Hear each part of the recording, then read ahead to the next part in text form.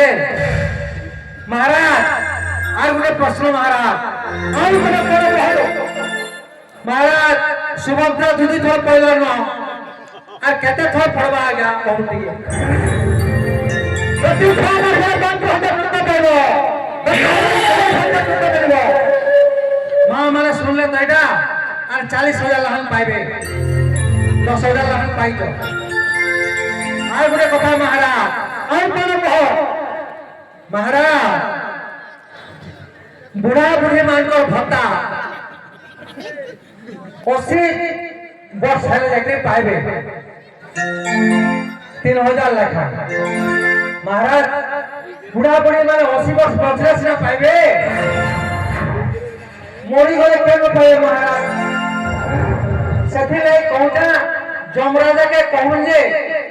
আর অধিকার 2 বর্ষ 4 বর্ষ বড়াই দেবে কইলে 2-4 বর্ষ হলে পাইবে महाराज কি কই মই বিদায় লইতা মহারাজ